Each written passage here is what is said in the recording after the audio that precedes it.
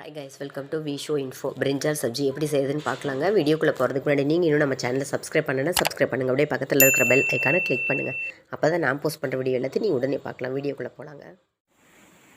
பிரிஞ்சால் sabzi செய்கிறக்கு பிரிஞ்சாலை clean பண்ணிவிட்டு கழுவி cut பண்ணி வச்சுருக்கேங்க. இப்போ இதை வேக வச்சு எடுத்துக்கலாங்க. பிரிஞ்சால் சப்ஜி செய்கிறக்கு ஒரு பேனை ஹீட் பண்ணி வச்சுருக்கேங்க. இப்போது 1 டீஸ்பூன் ஆயில் போட்டுக்கலாங்க.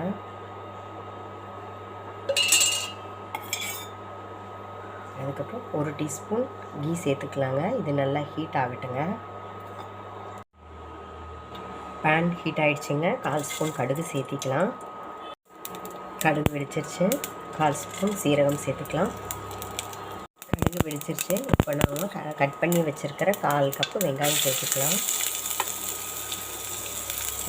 நல்லா மிக்ஸ் பண்ணிக்கலாங்க.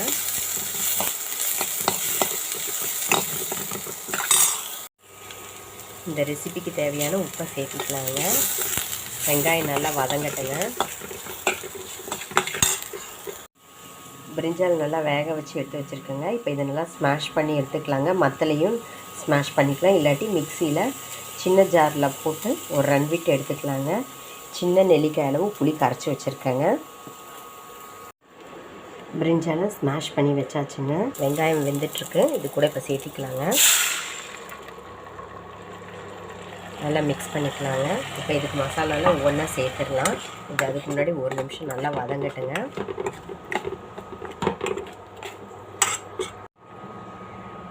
இப்போ நம்ம எடுத்து வச்சுருக்கிற புளி தண்ணியை ஊற்றிக்கலாங்க. இது 1 நிமிஷம் நல்லா கொதிக்கட்டுங்க. கொதிச்சாதான் எல்லா ஃப்ளேவரும் ஒரே மாதிரி இறங்குங்க. இந்த பச்சை வாசனையெல்லாம் எதுவுமே வராது. புளியோட பச்சை வாசனை போகிறக்கு 1 நிமிஷம் கொதிக்க வச்சுக்கலாங்க. நல்லா 1 நிமிஷம் கொதிச்சிருச்சுங்க. இப்போ குழம்பு மிளகாய்த்தூள் 1/2 டீஸ்பூன் சேர்த்திக்கலாங்க. தனி மிளகாய்த்தூள் 1/4 ஸ்பூன் சேர்த்திக்கலாங்க. மஞ்சள் தூள் 1/4 ஸ்பூன் சேர்த்திக்கலாங்க.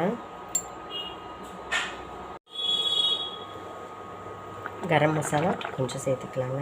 ஒரு 2 சிட்டிகை சேர்த்துக்கலாங்க. இப்போ இதெல்லாம் நல்லா மிக்ஸ் பண்ணி எல்லாம் ஒன்றா சேர்ந்து நல்லா கொதிக்கட்டுங்க. அப்போ தான் நம்ம சேர்த்த மஞ்சள் தூள் மசாலாவோட பச்சை வாசனையெல்லாம் போகுங்க. நல்லா கொதிக்கட்டுங்க. பார்க்கலாம். நம்மளோட பிரிஞ்சால் சப்ஜி சூப்பராக கொதித்து ரெடி ஆகிடுச்சுங்க. கடைசியாக கொத்தமல்லி இலை தூவி இறக்கிடலாங்க. உப்பு காரமெல்லாம் செக் பண்ணிக்கோங்க. எது பத்தலைனாலும் சேர்த்திக்கலாங்க. இப்போவே சேர்த்திக்கலாம். இதை ஒரு பவுலுக்கு மாற்றிக்கலாங்க. சூடான சுவையான பிரிஞ்சால் சப்ஜி ரெடி ஆகிடுச்சிங்க. ஈஸியாக பிரிஞ்சால் நம்மக்கிட்ட இருந்தால் செஞ்சிடலாங்க. பிரிஞ்சால் மட்டும் இருந்தால் போதுங்க. நான் புளி சேர்த்தின இடத்துல உங்களுக்கு விருப்பம் இருந்தால் நீங்கள் தக்காளி பாதி புளி பாதி சேர்த்திக்கலாம். இல்லை முழுக்க தக்காளியே செய்யலாம். இல்லை இப்போ நான் செஞ்ச மாதிரி முழுக்க புளி போட்டு கூட செய்யலாங்க. எப்படி செஞ்சாலும் சூப்பராக இருக்குங்க. ஆனால் ஒவ்வொன்றுக்கும் ஒவ்வொரு டேஸ்ட் இருக்குங்க. இது டிஃபனுக்கும் சாப்பிட்லாம், சாதத்துக்கும் சாப்பிட்லாங்க.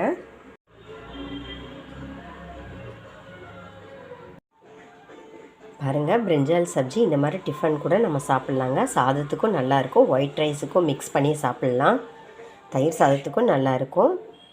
சப்பாத்தி பூரி எல்லாத்துக்குமே நல்லா இருக்குங்க. இதை ஒன்றா செஞ்சிட்டோம்னா டிஃபனு லஞ்சு ரெண்டுமே சமாளிச்சிடலாங்க. என்னங்க, இந்த ரெசிபி உங்களுக்கு பிடிச்சிருந்தா லைக் பண்ணுங்கள், ஷேர் பண்ணுங்கள், கமெண்ட் பண்ணுங்கள். ஞாபகமாக சப்ஸ்கிரைப் பண்ணுங்கள். ஓகே, பாய்.